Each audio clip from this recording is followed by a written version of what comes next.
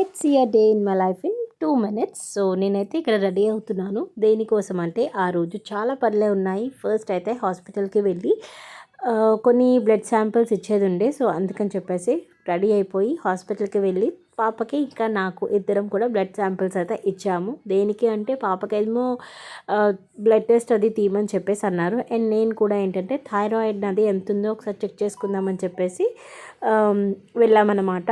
And దాని తర్వాత మా మామయ్య వాళ్ళ ఇంటికి వెళ్ళాము. మా చిన్న మామయ్య వాళ్ళ ఇంటికి వాళ్ళ పాప యూఎస్ నుండి వచ్చింది. సో అందుకని చెప్పేసి అందరం కలిసి టైం స్పెండ్ చేసి అలా లంచ్ చేసి వచ్చేద్దాం అన్నట్టుగా ఇంకా వెళ్ళామన్నమాట. చక్కగా అక్కడ మేము కార్డ్స్ కూడా మంచిగా ఆడుకున్నాము. మంచి టైం అయితే స్పెండ్ చేసాము. అక్కడ ఒక బుజ్జి కుక్క పిల్ల కూడా ఉంటుంది. దాని పేరు ఏంటో తెలుసా, మ్యాగీ.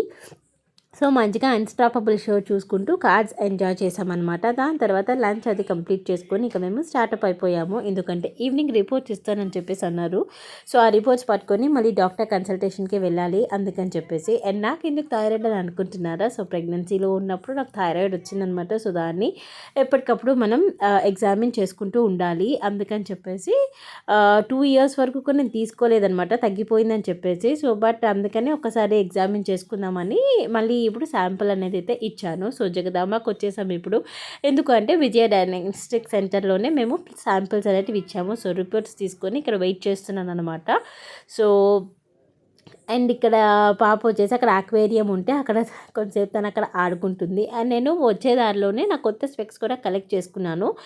మొన్న ఎల్వి ప్రసాద్కి వెళ్ళినప్పుడు ఆర్డర్ ఇచ్చానమాట. సో అవే ఇక్కడ నేను చూపిస్తున్నాను, నా కొత్త స్పెక్స్ అని చెప్పేసి. సో రిపోర్ట్స్ తీసుకొని ఇంకా ఫైనల్లీ ఇంటికైతే వచ్చేసాము. రిపోర్ట్స్ ఎలా వచ్చాయి ఏంటి అంటే అన్నీ బాగానే ఉన్నాయి. So no worries. ఓకేనా, tata bye bye, see you.